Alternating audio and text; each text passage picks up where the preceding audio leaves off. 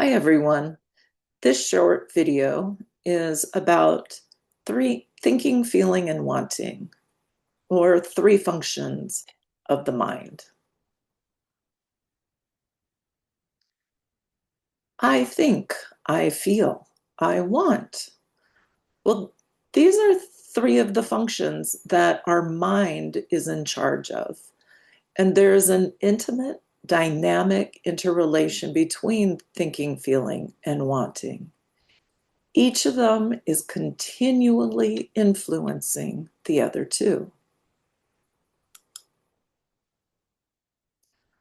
If we go a little deeper into what we mean by thinking, feeling, and wanting, we can look at thinking as the part of the mind that figures things out. It makes sense of life's events.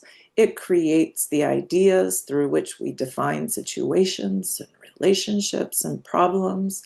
And it continually tells us, this is what's going on. This is what's happening.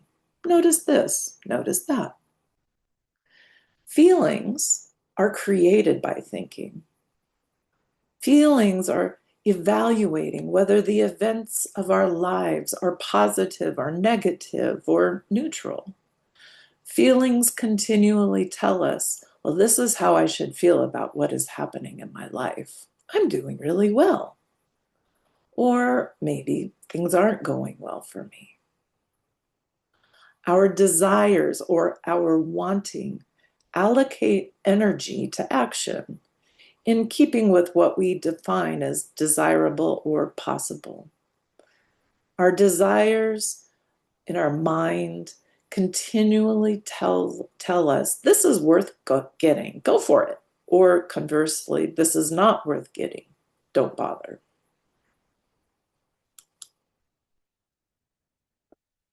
To go a little further, thinking can take the form of judging, perceiving, analyzing, clarifying, determining, comparing, synthesizing, critiquing, many, many more words that can define what thinking or is. Feeling. What are some feeling words? Happy, sad, depressed, anxious, stressed, calm, worried, excited. Notice that these are not feeling words like hot and cold. These are words that describe a mental state. And then wanting or desiring.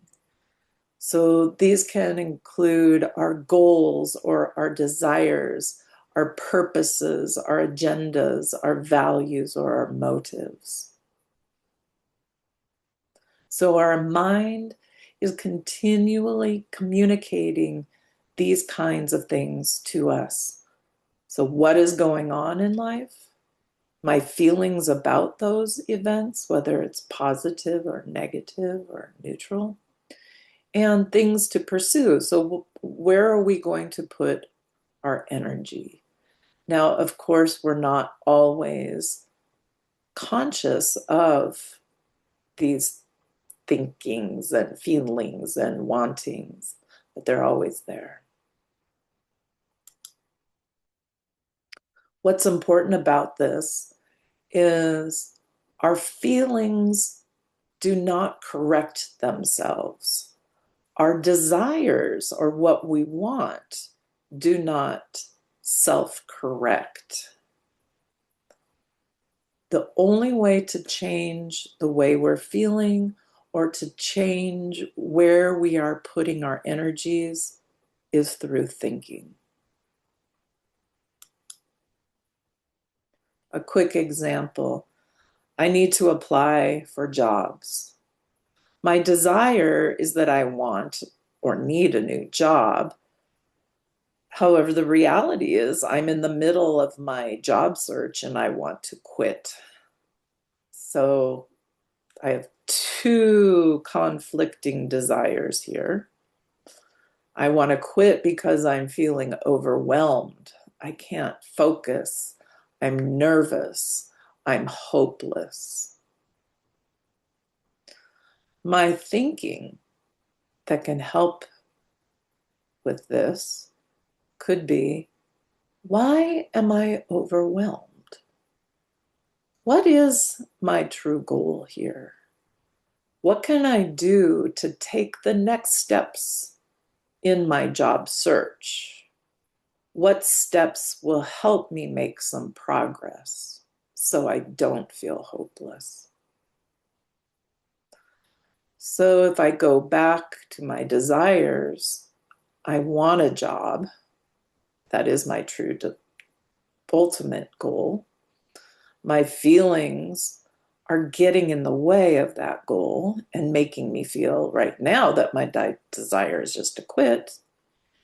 And I can't change either of those without thinking.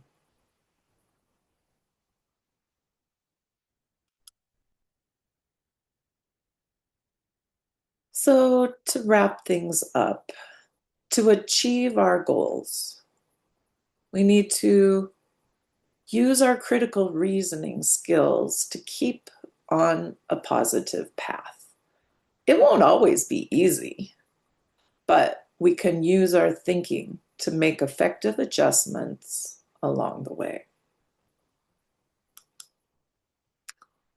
So, thank you to the Thinker's Guide to the Human Mind by Doctors Linda Elder and Richard Paul for the content of this video.